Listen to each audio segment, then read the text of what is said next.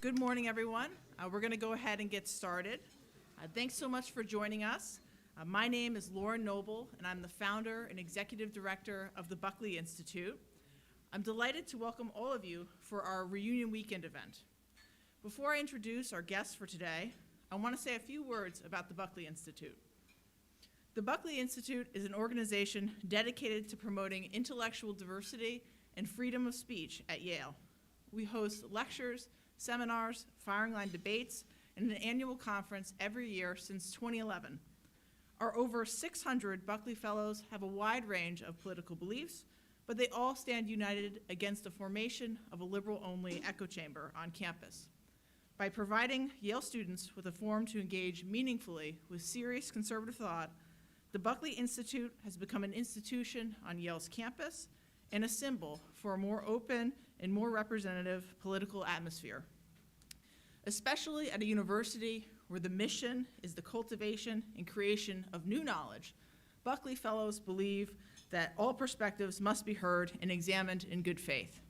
You can learn more about us on our website, buckleyinstitute.com. This morning, we're thrilled to be hosting a discussion about faculty political diversity at Yale and beyond, why intellectual diversity on campus matters, and what measures might improve the current state of affairs. To add some data to this conversation, the Buckley Institute recently released a report exploring political diversity among the faculty at Yale. The findings are unlikely to surprise even a casual observer of campus life.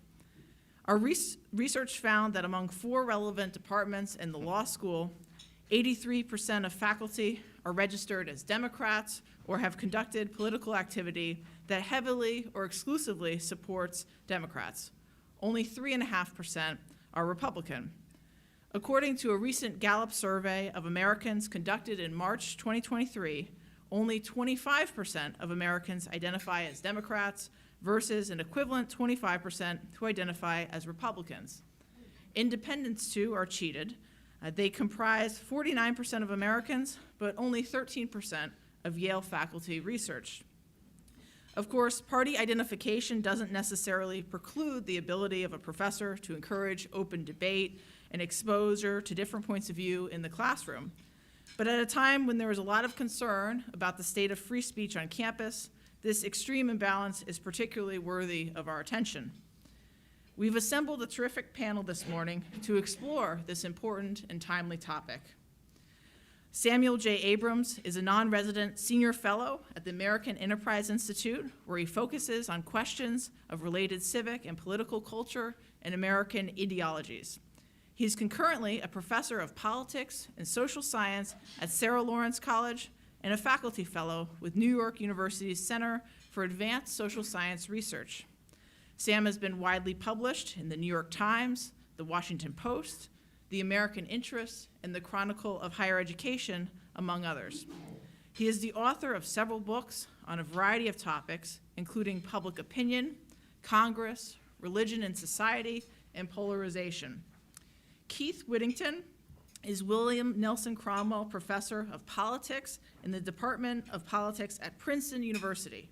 He is the author of several award-winning books, including Repugnant Laws, Judicial Review of Acts of Congress from the Founding to the Present, and Speak Freely, Why Universities Must Defend Free Speech. Keith is currently the chair of the Academic Committee of the Academic Freedom Alliance and a Hoover Institution visiting fellow. And finally, Aron Ravin is a Yale senior majoring in history and one of the Buckley Institute's student leaders. Originally from Queens and now based in Stamford, Connecticut, he has previously written for National Review and has served as editor-in-chief of The Beacon. He's also a sometime chairman of the Party of the Right and formerly represented the Right Coalition in the Yale Political Union. Each of our panelists will give about 5 to 7 minutes of opening remarks, followed by some questions from me, and then questions from all of you here. So without further ado, please join me in welcoming Keith, Sam, and Aron. Should I press this? Can you hear me? Great. Good morning. It's an honor to be here. It's an honor to see Professor David Mayhew, who inspired many thoughts and writings of my own almost 20 years ago, actually. So it's lovely to see you. So before I say anything, this is an alumni weekend for Yale. I did not attend Yale. I went to Harvard, a few miles north. But I've always thought the world of Yale, and I've loved the fact that one of the mottos here is lux et veritas. And I was thinking about that because before I say anything else, Keith, in my mind, is the embodiment of that idea in every possible way. And I just want to say that because as an alum and on Alumni Weekend, I think it's absolutely appropriate. In addition to being one heck of a dad, I always appreciate hearing about your daughter. And a scholar, I began reading his work almost 25 years ago, believe it or not. I don't know how we're both old enough to be, for me to even say that. Keith is, to steal an idea from Teddy Roosevelt, truly a man in the arena, and it's very, very impressive. You're not just a scholar, you're not just working in the ivory tower, but from our shared work together at FIRE, the Foundation for Individual Rights and Expression, to his absolutely critically important work with the Academic Freedom Alliance, to the fact that you're going to put yourself out there. You'll go head-to-head with Chris Rufo and hold certain academic lines. It's inspiring, it's impressive, and it really does embody, in my view, the ideas of lux et veritas, light and truth to the world. So thank you for doing it. We need faculty who are going to do that. And I apologize if I embarrassed you for that, but I mean it, and it really is the best that I think Yale has to offer. So thank you for stepping up and making my job to fight these fights a little easier. So what I wanted to do today, and I know I don't have a lot of time, is first open with a little bit of optimism and then close with a little bit of pessimism. The optimism involves our students today, and that is our Gen Z students, who are very different than millennials. I want to say that the ideas here are not just impressionistic. They're based on huge amounts of data. I'm an empiricist. I do many surveys with many groups, so a lot of this is taken from that. If you go to my webpage at AEI, you can see all the formal writing on that. So, a number of years ago, 10 years ago or so, it was very tough to teach. Millennials were pretty aggressive in the classroom. I can't tell you what it felt like to have a student stand up and say, as a person who's this, and this, I feel this. And you go, how do you argue with that? If they're going to invoke some form of identity, it's very difficult. Our Gen Zers, who are just finishing up college and following through, very different. What's clear is that our students today value identity, but they also value their uniqueness. Sure, they're happy to talk about their religion, sexuality, gender, and so on, but that's not who they are in their entirety, and they know that, and they really do not like when someone gets up and says, as a person of this, and that, I feel this way. The eye rolls are incredible, and we see that in the data. Labels, they really don't like labels. If you ask them, for the most part, are you left or right or centrist, they tend to say, yes, they lean to the left. But what does that really mean? And when you push on it, you realize very quickly they dislike both political parties. They're not actually progressive. They're not particularly conservative either. They're confused. They really dislike Trump. They really dislike Biden as well. And I like to say they are homeless politically. When you ask them about, well, what about the role of government and how do we deal with questions of equity and inclusion, they say, yes, we should be more inclusive, we should be more equitable, but we don't want a bigger government and we think government's going to muck it up. So what's interesting over and over again is, yes, they'll say, okay, maybe I'm liberal, but on most issues, they don't line up and they don't sort nicely in the traditional ways. So I like that. They also really don't like diversity, equity, and inclusion offices, believe it or not. At Sarah Lawrence, we call it JEDI. I keep asking Lucasfilm to come after Sarah Lawrence for that, because we switch the letters around and it's justice, equity, diversity, and inclusion. And they don't like this because, first of all, they come to campus excited. They come to campus curious. They come to campus open-minded. They really don't want to spend their first week on campus, and not just at Sarah Lawrence, but we see this nationwide, being told what to think, and how to identify themselves. They don't want to be forced into particular groups. They don't want to be told, here's what you are and here's how you must be because we're going to stick you into a group with a particular label. They don't like it. They also don't like the polarized and extreme choices that they have to make. When they want to become politically active, they often complain, and I've seen this with tens of thousands of students now, where they say, well, I want to be involved, but for me to be involved, I have to, engage in a more extreme group, or I have to be part of a group that may be more aggressive than I like, and we see that all the time. So that's some good news. They're also very curious. They love the curiosity. Remember, they grew up in a world where they're glued to these things, so there's constant inbound information.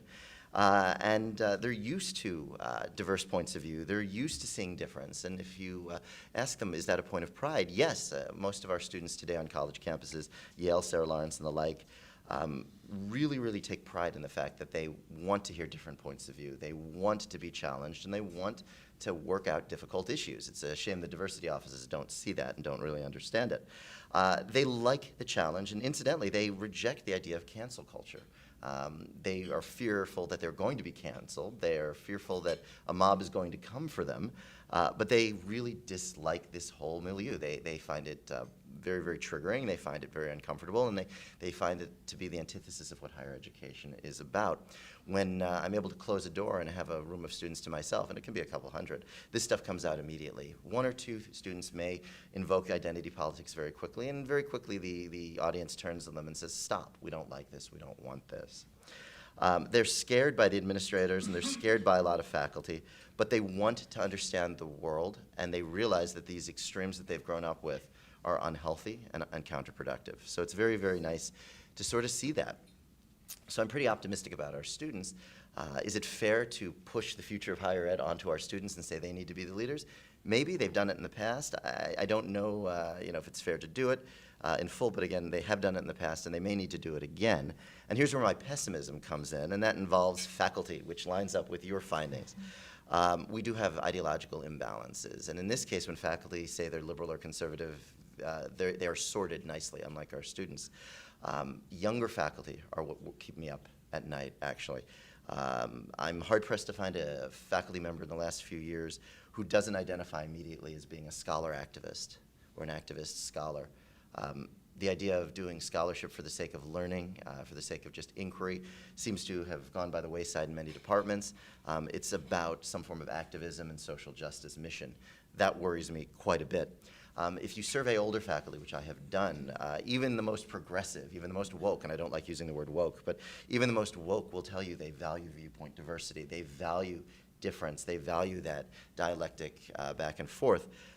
Younger faculty are not as open-minded. They don't believe in that, and they don't see it. Some of the work that we've done at FIRE shows that younger faculty are, quite frankly, trigger-happy. They want to shut down dissent constantly. They want to punish dissent, and in this case, it's usually right-of-center dissent. They have no problem with shout-downs. They have no problem with blocking entrances to lectures. They have no problem, in many cases, with violence to stop the dissemination of ideas. That is very scary to me, and this is what the data is showing. And subjectively and just qualitatively, I see this constantly when I visit schools around the country. Sadly, this concerns me not only here at Yale, and Yale is not unique in this regard. This concerns me around the country. When we interview at Sarah Lawrence, as an example, we don't take the work as the work. It doesn't stand alone. We want the prospective employee, the prospective faculty member, to present his or her, or at Sarah Lawrence, their own intellectual autobiography. So we want to know the context. And while context matters, and there's no question context absolutely matters, the fact of the matter is, if I come to a topic and say, here's what I think is going on, but I don't have a particular narrative, people are not interested. They want a particular narrative, and they want me to get up and say, hey, I think we need to right some wrong. I'm going to help, launch protests with the students. That's very dangerous. In terms of moving forward here, there are some lights that are worth mentioning, and that is that boards and trustees know that this is a problem. This was not the case 5 years ago. This was certainly not the case 10 years ago. They recognize that this is a dangerous situation, and we see various states like North Carolina, Arizona pushing back on that and saying no more DEI offices.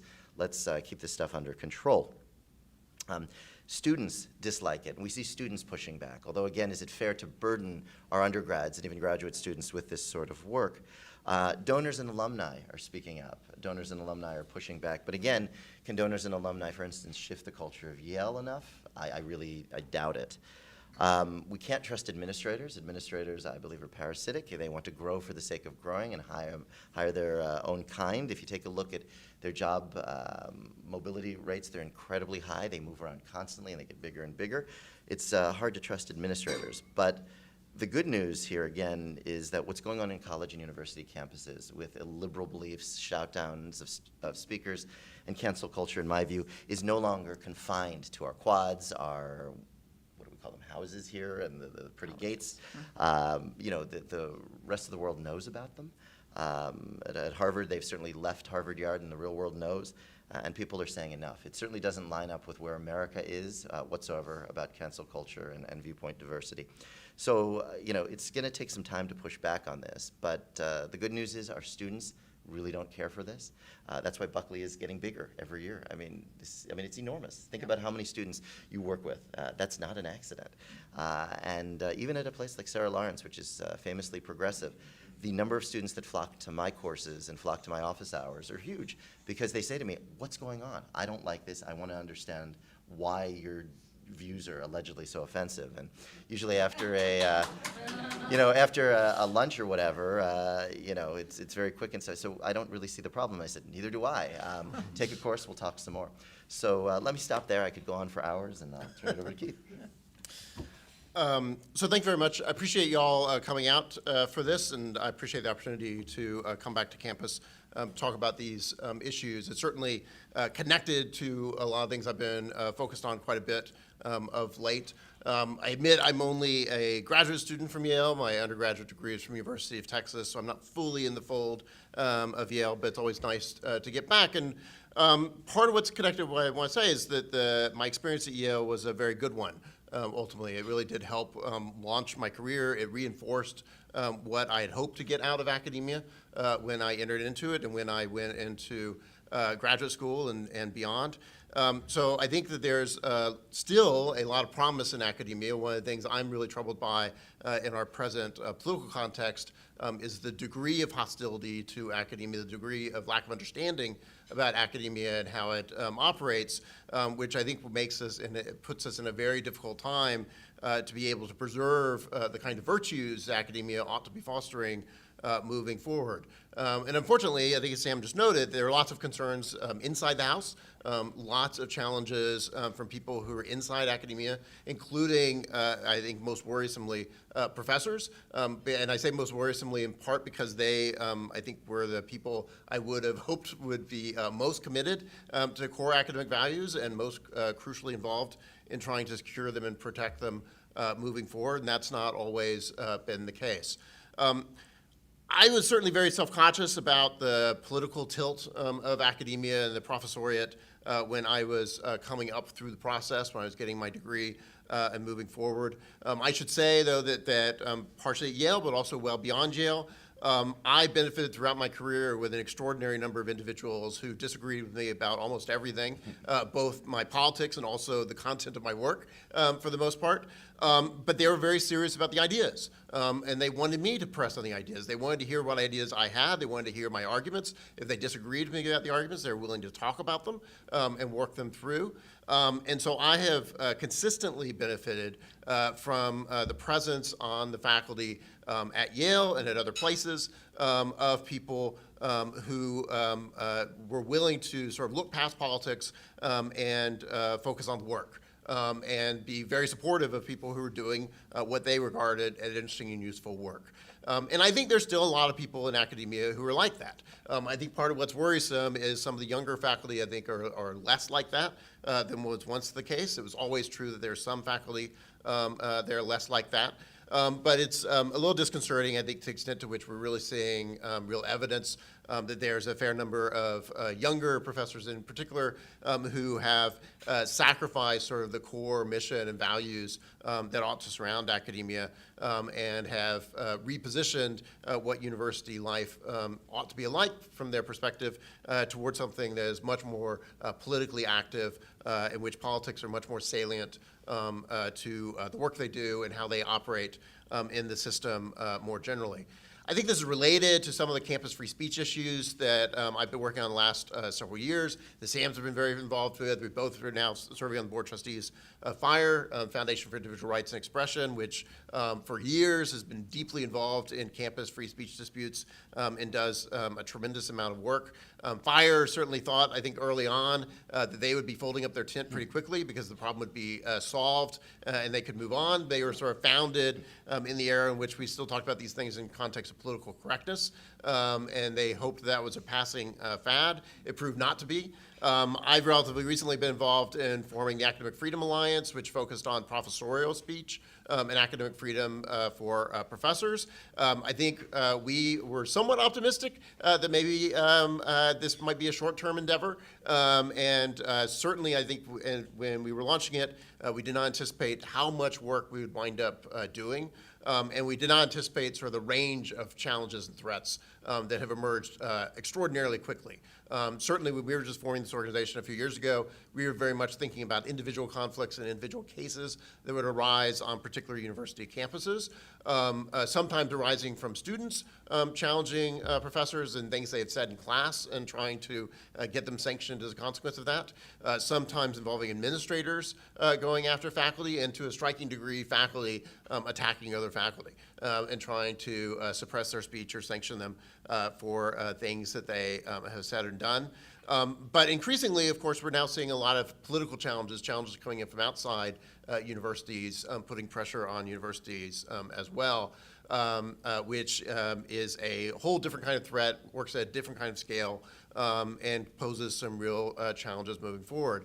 And I think those things, both the campus free speech issues and the academic freedom issues, are deeply connected to the political slant of academia more generally. It becomes very hard to defend academia to skeptics outside of academia when they look at the kind of politics people engage in on campuses, when they look at the political slant of academics in general. It makes it harder for them to trust what's happening on universities. It makes them harder to trust the kind of information and knowledge that comes out of universities. Part of what universities ought to be contributing to society is expertise that can help society and politicians deal with the kind of social problems that we are encountering and engage in.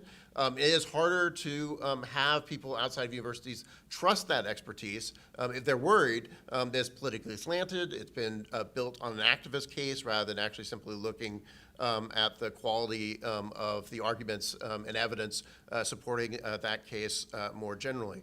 So to some degree, I think we've dug ourselves a hole inside universities in how we are then perceived in the outside world. I think one thing we've also seen on the campus free speech side that I think is also now carrying over to the faculty side is that the universities who seem to have done the best in recent years on campus free speech are also universities in which the student body is fairly well dispersed politically. When you find yourself on campuses in which almost all the students agree with one another and there's relatively small minorities that are outliers, there's a lot more pressure on campus free speech, a lot less tolerance of speech in those contexts. And I think likewise, when we look at faculty and find faculty are heavily tilting in one direction, you're going to get a similar kind of a dynamic.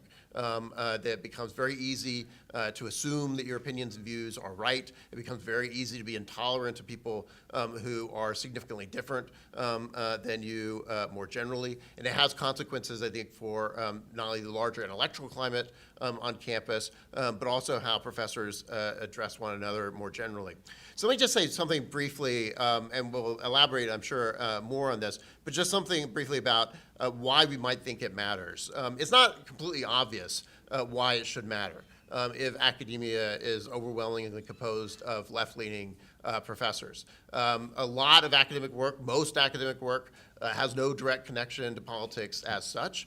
You would hope that it's entirely possible for people to do high-quality work regardless of these things, and so we might imagine and hope that there's no real consequences from the fact that academia leans heavily to the left. And I think certainly some of the popular reasons people are afraid of the tilt of academia, I think are mostly wrong. And so when you talk to people outside of academia who are worried about the slant to professors, part of what they're very much concerned with is professors indoctrinating students in the classroom, how they treat students more generally. There's some good empirical evidence on this. There are studies that have been done, finds very little evidence that students are indoctrinated or change their views as a consequence of faculty. For the most part, students don't seem particularly threatened by the politics of faculty.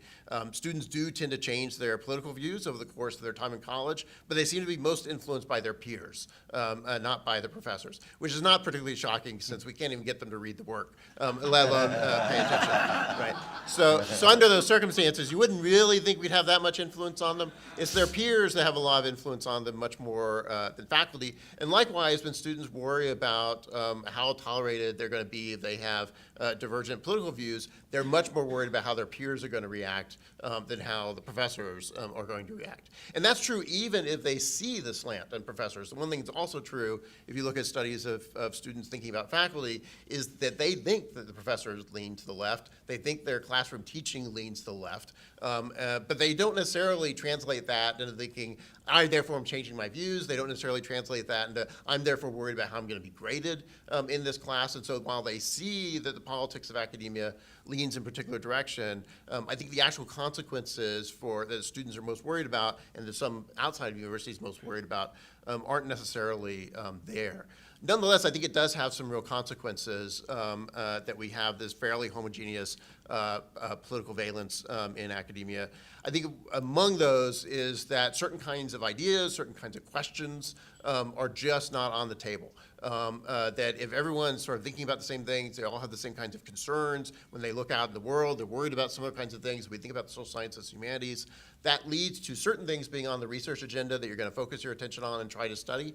And there are other things that just don't occur to you to think particularly. So I think it shapes the kind of work that we do and the kinds of questions that get asked in academia as a consequence of this kind of slant. And it's also true that, of course, when you're doing that kind of work in the social sciences and humanities, and you're getting answers that reinforce your pre-existing views, it's easy to jump to the conclusion that those things must be right. And so you don't get the kind of skeptical, critical pushback to a lot of research that you would if you had a more diverse political climate on campuses more generally. It's much easier to start thinking about what the holes and gaps are in an argument when you're initially skeptical of it because it doesn't align with your own views. And if everybody's on the same page about what they expect the outcomes of those things to look like, they're not going to push as hard on the evidence, and some of the work is going to be softer, less persuasive, more flawed than it really ought to be. I think that has the most consequences, obviously, in the social sciences, humanities, and areas that are closer to the political issues. It is striking that if you look at the natural sciences and engineering now, for example, you see very similar kinds of political tilts. That was not always true, but they also overwhelmingly lean to the left in general. It's not as obvious to me there are real consequences in terms of the kind of research they do, although probably some in those fields. But I think there's real consequences for scholarship, and certainly some for teaching and the quality of teaching, how we go about teaching, what students are exposed to in the humanities and social sciences and related fields like law, if we have the kind of imbalance that we in fact have. So let me stop there. Yeah, well, thank you guys for having me. Unfortunately, my CV is not as impressive as the people to the right of me, but I'm still happy. Maybe I'm still happy to be able to contribute what little I can here. So I'll talk mostly about my end as a student and what I've learned from interviewing students from different colleges across America. I have written before. I haven't done like huge studies, but I feel like I have a pretty good idea of what students are thinking when it comes to a lot of the things that were talked about earlier. So specifically with my experience as a student, I have so many horror stories. But when I first came to Yale, the very first class that I ever took was a literature class. And we were talking about the Iliad. And I was excited to learn about the Iliad. I had gone to a public school. My public school didn't teach us anything about the classics.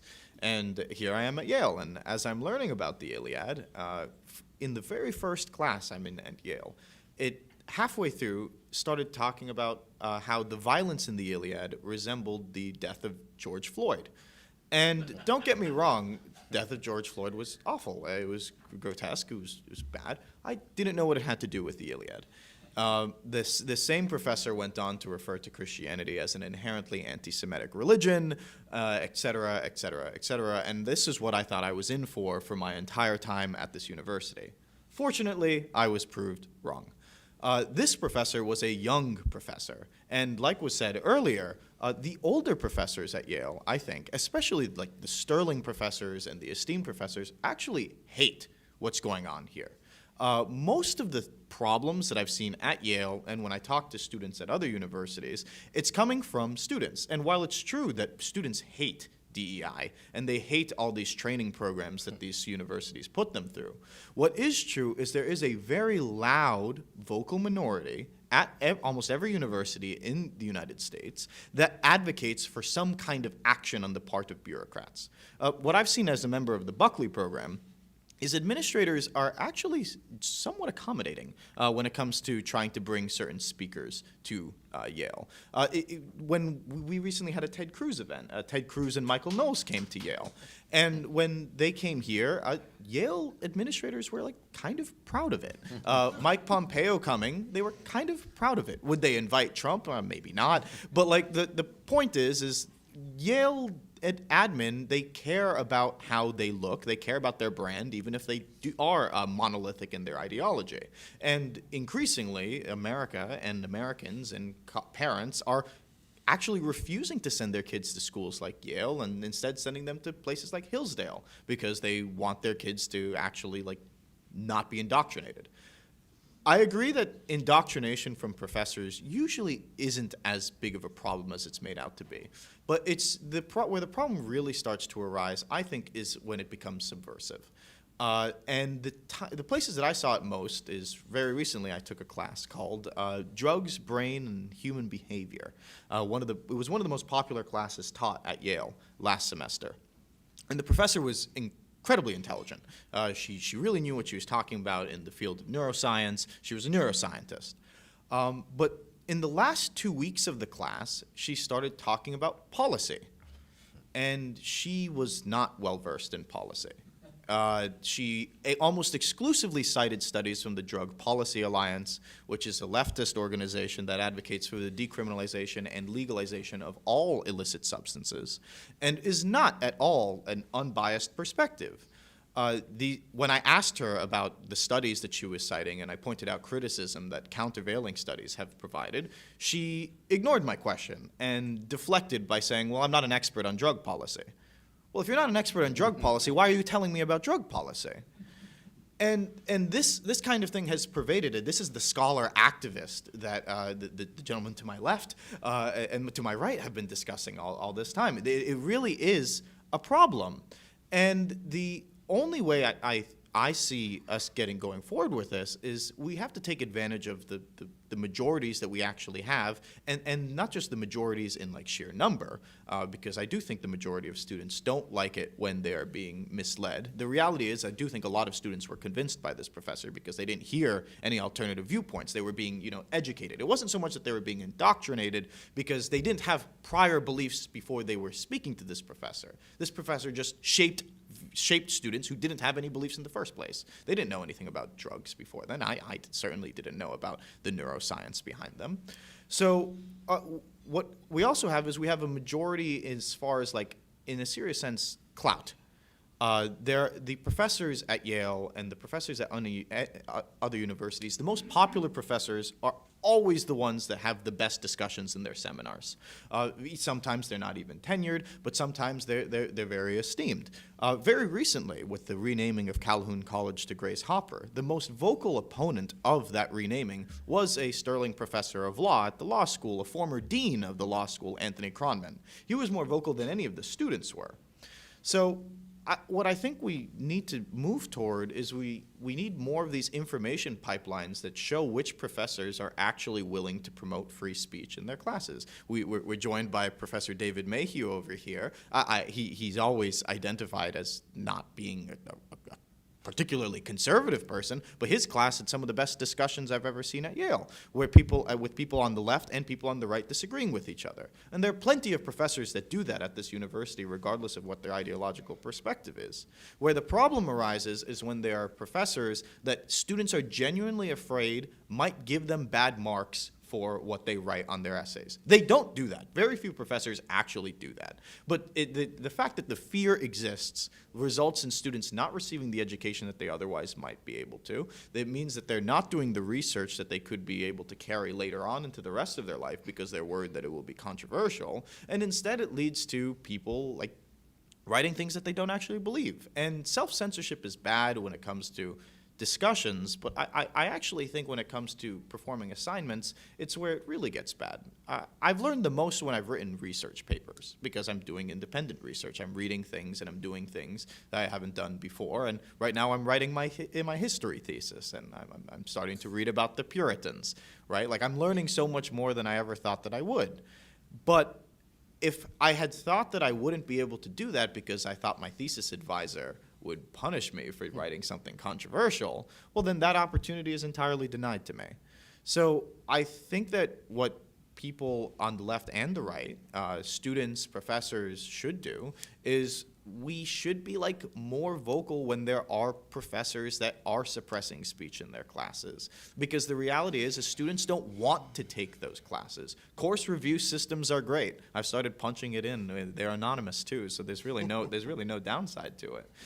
When there are professors that aren't actually promoting free discourse, light and truth in their classes, well then, I mean, we shouldn't take their classes. And I think we should be willing to say that. Wonderful. Well, thank you to all of our speakers. So I have just a few questions, and then we'll get to audience questions. So I hope you all be thinking of some questions to ask. But you've all brought up this increasing trend towards younger faculty as sort of scholar activists. And I'm just, that sort of seems like a challenge that obviously cannot be addressed overnight. How did that happen? And how can that be improved going forward? Yeah, you want to take it?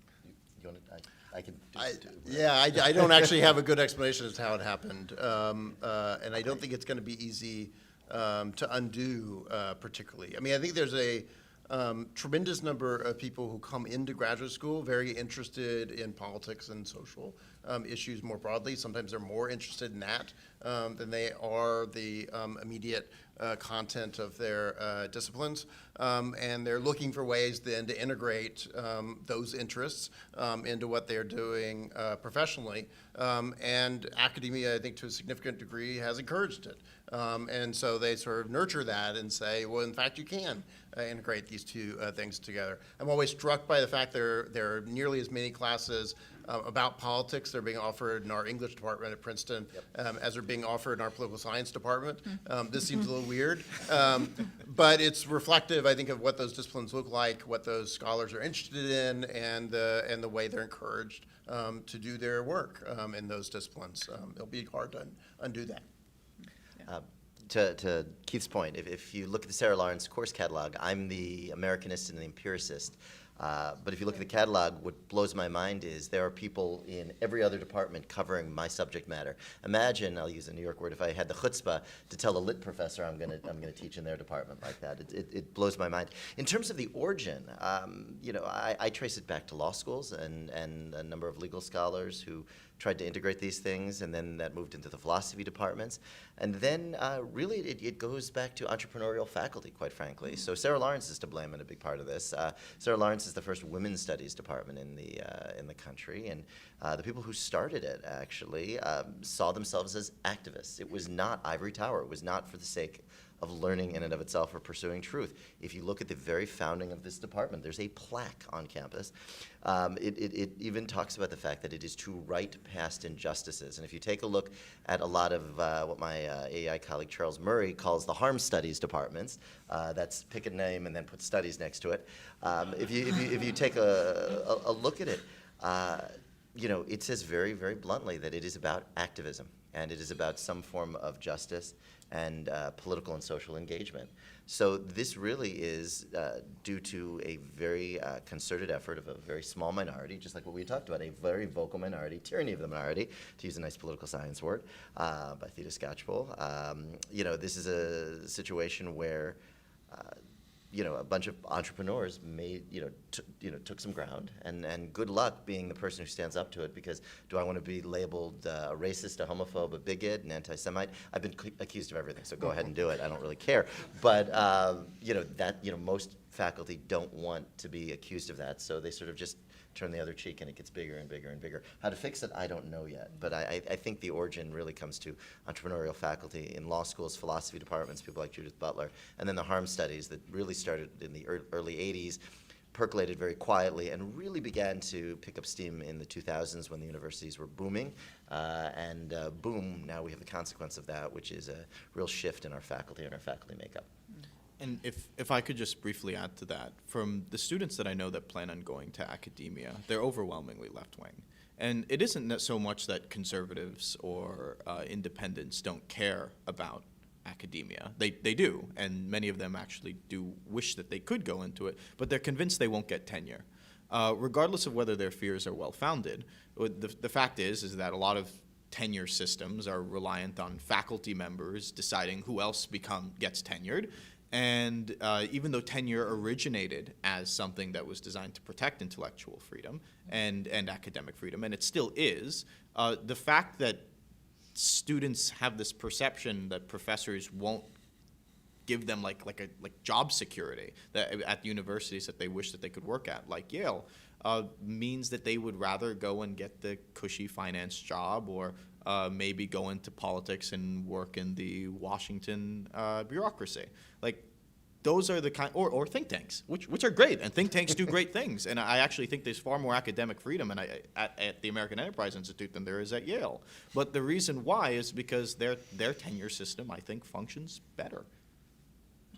If I may, it's more than just getting tenure. I have a degree in sociology. Good luck trying to get me through the Yale sociology department here. First of all, I wouldn't be allowed to do the work I would want. I'd be harassed for doing it. The faculty wouldn't support it. So it's more than just even getting the tenure. At this point, if certain topics are, as we talked about, off limits, we can't ask certain questions, we can't use certain methodologies, and in many cases, especially in again, harm studies departments, even asking a certain question, if you don't fit the right characteristics, is off the table. So good luck. I mean, my degree was I did a lot of work on institutions and organizational sociology. That cannot be done here. No. We used to, Yale used to have some wonderful people here who did that, Charles Perrow, for instance, but that stuff is just not happening anymore. So, Sam, you mentioned how some trustees are waking up to this dangerous problem, and some states are paying attention. I guess this is a question for the whole panel, though. What do you all see as some potential solutions towards improving the state of in intellectual diversity, both concrete steps in the short term and long term, and some of the possibilities might very well be different at a private institution like Yale than some of the public ones where states have gotten involved. So I'm curious, any thoughts you all have on that? Sure. So one thing I'm very concerned about are litmus tests and some form of ideological test. That's something that is a line I don't believe in crossing. The result of that is it's becoming increasingly challenging for me and a lot of my colleagues to figure out easy solutions here. One solution that I love is actually free markets. Let's let the markets rule here, right? So if courses are underperforming, if courses and students are unhappy, universities and trustees need to take note. So if a course is consistently one way or the other, and the enrollments are down, the administrators and the presidents and provosts need to say, why is it down? What are you doing? What are you not doing? I think that's one mechanism. But again, it puts the burden on the students. I think this is something that faculty should be more involved in. But my fear, and this is not a positive answer, my fear is that so much of the faculty have been so corrupted, and the younger faculty are so left and narrow that I don't see an easy solution. I believe legislatures and state schools are going to have a little bit easier time of this, but again, we don't want to overregulate. That's what scares me. I worry that places like Yale are going to be impenetrable after a while if faculty determine what is good work, and good work is considered political or ideological. It's going to be hard to break.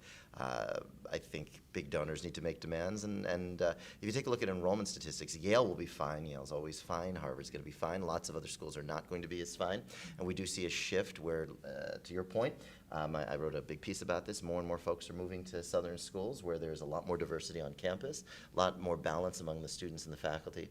So there are market forces at play, but it's slow. I also want to point out that sort of the progressive impulses that we talk about in the Harm Studies Department did not occur overnight. I mean, this occurred over 30 years.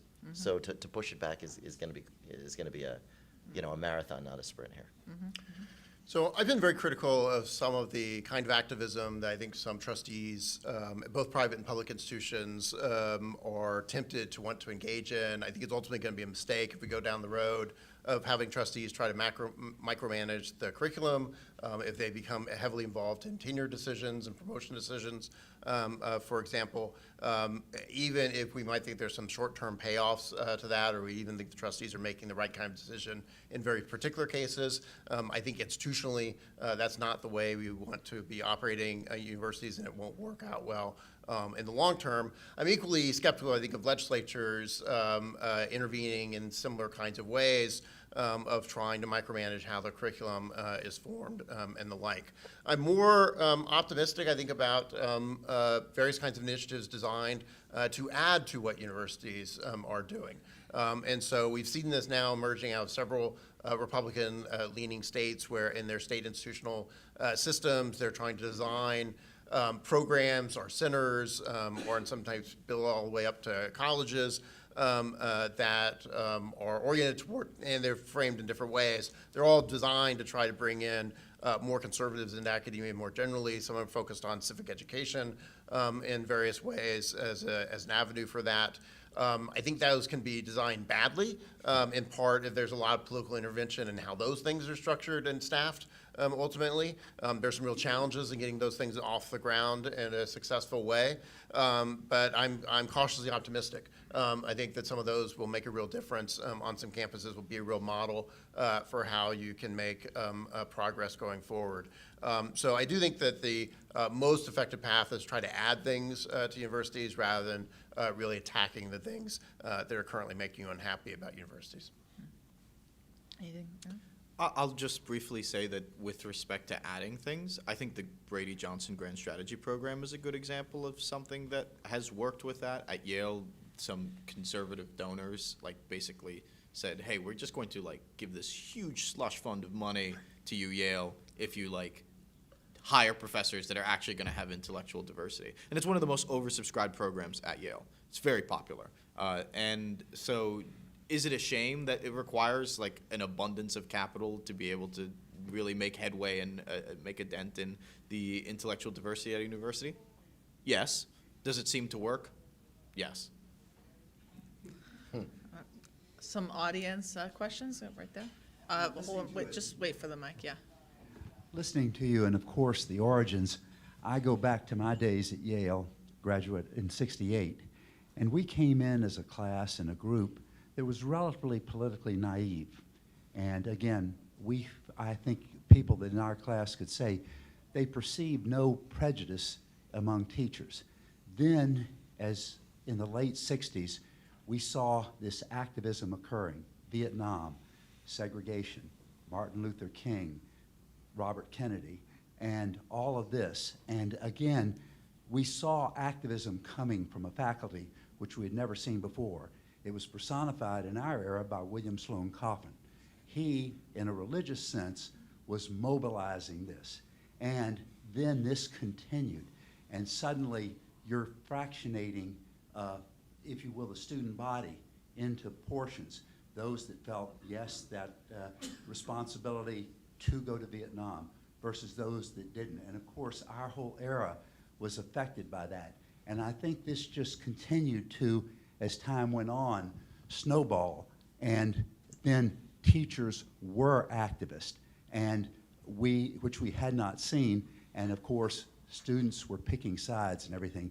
And then it's just continued and continued and continued. But I really see it as that because I know how naive we were when we first came to Yale and how things changed by the time we graduated.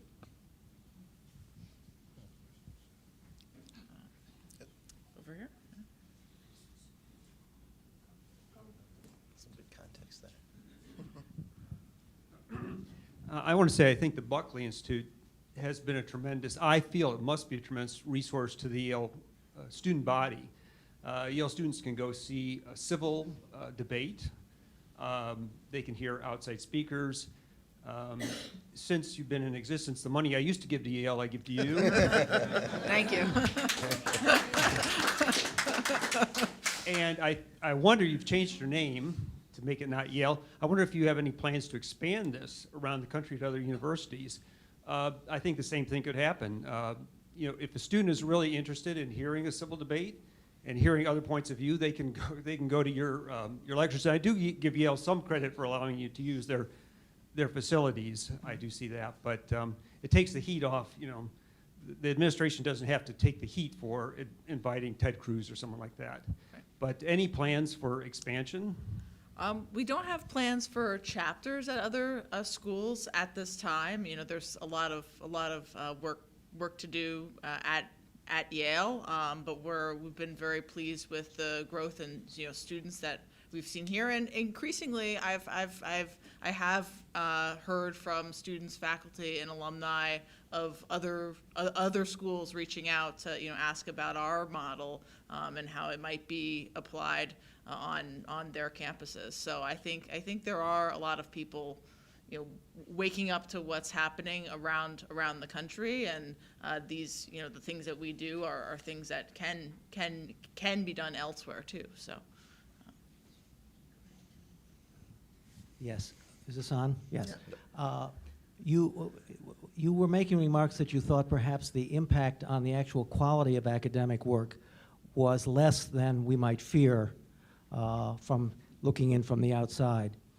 And so do you have any comments about what one sees at the fringes of the popular press about ideological incursion into hard science, math, feminist math, or some other ethnicity, biology?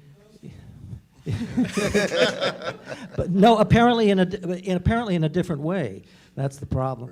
Right. And also, you might roll this in because one of you has a sociological background, but this is related in the same sense of methodologies, scientific methodologies.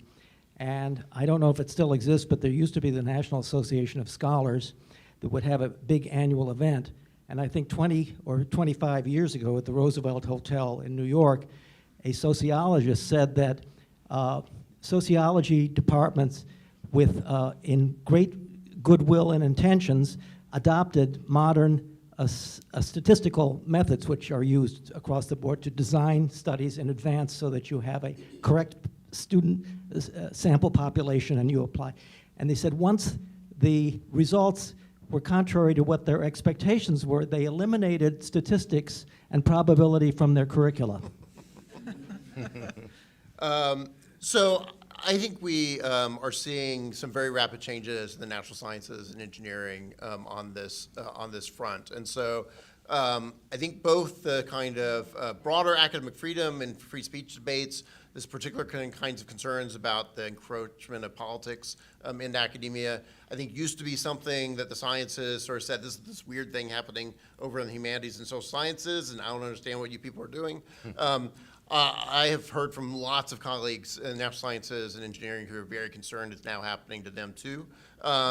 Partially, this is a function, I think, that there are some topics that are now on their research agendas, quite appropriately, that lend themselves to politics more than might once have been the case. And so as they're working on climate science and things like that, you do certainly see where somewhat naturally, I think the politics is going to start bumping into the scholarship in ways that they weren't used to. I think partially there's also associated with sort of DEI efforts in particular over the last several years, a lot of concern to integrate that, both in terms of the kind of people that are in those departments, but also the kind of work they're doing in those departments, and it had real consequences for how those departments are run and operated. And it's hard to see, I think in some ways, how sustainable that can be. I mean, so you do get these kind of weird things which are real, of we're doing feminist math here, or and the like, in part Some of these hiring initiatives really are trying to bring in sociologists into the chemistry department, for example, because they don't know anything about chemistry, but you can get the diversity and they will study what chemists do rather than chemistry itself. Again, hard to imagine you can sustain that in the long term, that you can't convert your entire chemistry department into sociology of chemists, you would hope. But there's extraordinary pressure, I think, right now in the sciences and engineering, and to a surprising degree, that's a significant battleground for a lot of these debates. I completely agree. One thing to add is that if you look at the social sciences and a lot of the humanities, which I tend to be closer to at the moment, being at a liberal arts college, it's deeply distressing to realize that these people may get their PhDs without having a great course on social inquiry to understand social science methodologies. It's deeply frustrating that they do not learn history in any meaningful way, and that they basically come in my view, do basically journalism. They'll interview people and say, well, this is what the truth is. They won't have a good understanding of economics. They won't understand why certain social systems are set up the way they do, exist the way they are today. This is very, very scary because it lends itself to exactly the activist sort of model. Our goal, as I see it, as PhDs, is to say, okay, I need to have a whole tool belt here of tools, and I'm going to really try to dig deep on this to understand the larger social system. Just because I interview 10 people deeply about their experiences, it doesn't invalidate those experiences. Those are lived truths. Those truths are real, but it doesn't mean they're representative or correctly analyzing why there are questions of mobility, why there are questions of access, why there are issues of inequalities. Just because you've interviewed them doesn't make it true, and so much of the social sciences has adopted that approach to I think, a very dangerous detriment, and we need to get away from that. Quite frankly, we need to train our students in basic methodology and history again, which we have not done, and we're not doing. So the statistical and probability courses that used to be taught, is that true that they've been more or less swapped out? Most schools have them. Sociology schools? It depends on the individual program, but they're nowhere nearly as intensive or as heavy as they used to be. Some schools still have it. The other thing is there's sort of a big sort of divide and cleavage, if you will, in many departments where some are just totally formal and everything's very formal math, formal computational work, big science, big data, and then very, very qualitative. And the reality is we need both, and the students need to be trained in both. They have to understand some math, they have to understand reason, logic, but they also need to understand the human condition. We're not forcing that to occur as much as we used to. So even here in Soch, you have some people who are doing very qualitative work, which is interesting and of value. Or I think Princeton is even a bigger case of that. You have some very, very formal quant people who, when you talk to them, know nothing about history, have no context, and it's very, very scary. Actually, some of the people that way. And I know it's being recorded, but it's true. And then you have some people who are basically glorified journalists, and you go, this is all of value, but we need to integrate this stuff, and we need to create a well-rounded scholar, and we're not doing that. Back there. It appears that among students and perhaps among faculty, a loud, obnoxious minority is creating what might be called a climate of fear. And it's able to do that, I think, because by being loud, they give the impression of being the majority, and they take advantage of the majority's natural desire not to be yelled at and called bad names. This problem of passionate minorities driving agendas against the will of the majority is a more general problem. But looking at intellectual freedom in the academy from this perspective, are there any solutions? Well, I think in part you want to disempower the vocal minority, because I think you're exactly right that there's a very intense minority. I think it's a point of optimism in some ways, I think both in the campus free speech context and in the faculty context. I think in both places, both the undergraduate body and on the faculty, it's a relatively small set of people that make the most noise and try to generate a climate of fear to intimidate other people into silence on a lot of these issues. And then the challenge, I think, is how do you identify that fact that it's a relatively small minority and then try to disempower them more generally. Partially, I think that does require sort of mobilizing to use a term, the silent majority of students and faculty who don't, in general, want to be very political and would prefer to avoid these conflicts if they can. I think they can't sit on the sidelines as much as they would have liked in the past. It's really, I think, important for them to start trying to take back the universities on some of these issues, stand up for some of these academic values, even if it means they have to engage in some political fights they would prefer not to have to engage in. I think one of the challenges on this front is the way in which university bureaucracies get weaponized by those vocal minorities. Some of this in particular is around Title IX and DEI features of universities, in which I think universities quite appropriately are trying to do some things to improve the climate and deal with harassment and the like. But it's also true that the same bureaucracies can be very sensitive to complaints. Students and faculty who have political interest know how to leverage those bureaucracies to bring them to bear on people that they have substantive political disagreements with in various ways. And I think until university administrators get better about resisting that, it's going to be hard to undo some of these challenges. If I could also respond to that, I think that we've actually had a huge victory recently on suppressing one of these vocal minorities. I got a lot of flack my freshman year because I wrote an article for the Yale Daily News saying defend the police in response to the defund the police movement. But then I followed that up with sending out a survey to most of the student body, and I was referred to as Voldemort on Twitter because of it. He who shall not be named, asterisk, asterisk, asterisk, asterisk, asterisk, instead of actually spelling out my name. So some people were upset, but the survey just said, do you think Yale should defund the police? And it was what, like 90% said no? And who would have thought? We're in New Haven, we don't want to defund the Yale Police Department? And once those studies go out, suddenly people are way more vocal. I saw there's this app called Fizz where all the Yale students talk, and the Yale students are just like publicly tearing down the defund the police posters. Now, regardless of whether or not you're in favor of tearing down posters, I have some problems with that methodology in general. It shows that the narrative has shifted radically in the other direction. When I came to Yale, no one defended the Yale Police Department. Now everyone's saying it's ridiculous to abolishing the Yale Police Department. How can anyone even rationally support that? And once it's presented that it is such a minority, it's a success. So I think that one way that at admin or places like the Buckley program have been able to help, and student organizations have been able to help, and you can do it maybe without necessarily mobilizing a firebrand like myself, is if you just send out surveys. And these surveys, if they have bad results, maybe don't publish them. But if the survey is showing something that drastic and dramatic, just publish it. Immediately, the discourse will shift in the other direction because people will realize that everyone agrees with them. Can I jump in? Yeah. Related to that, not just with data is incredibly powerful, which is why I love using it, because you just say, it shifts the conversation from I think and I feel to I know, and that's obviously a hugely important rhetorical point. But this is where campus leaders from faculty and students can matter too. One or two people who are, quite frankly, bold enough and strong enough and have the right sort of spine to say, I reject this. It's amazing how quickly people will then rally behind them, because they are just looking for someone to say, stop this. I don't like it. Please stop this.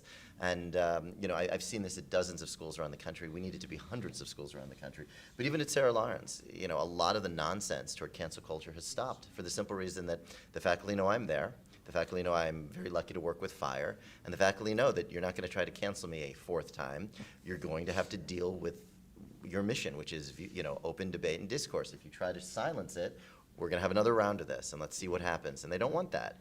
And students flock to me and other professors like that. So, what Buckley is doing, which is training so many undergrads, formally and informally, to have the skill set, the ability to articulate views, the ability to stand up and to know, by the way, that you're not alone, and there are hundreds of students who agree with you, this can really shift the culture. And again, it puts too much burden on you, because you're here to just learn, maybe have some fun too, and I wish you weren't doing it, but unfortunately we need that pushback, because it does matter, and your police example is a perfect case.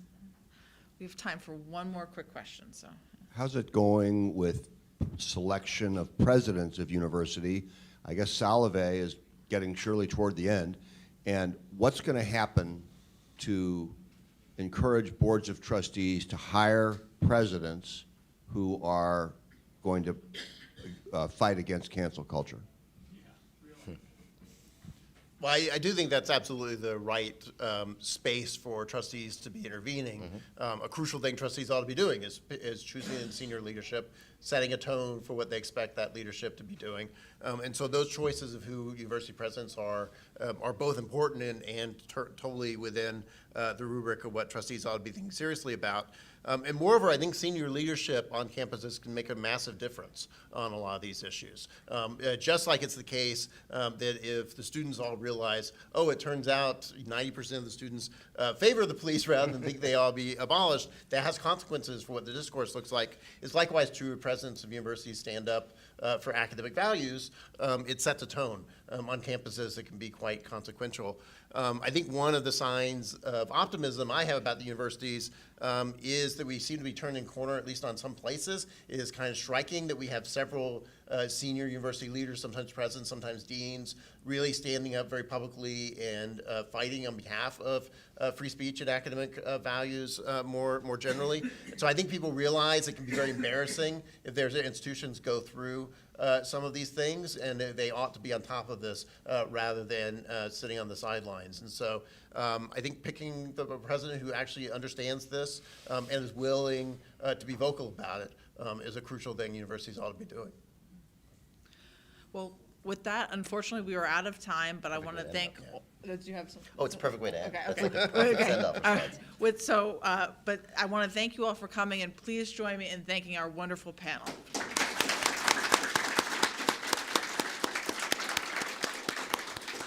Thank you for coming on a Saturday morning.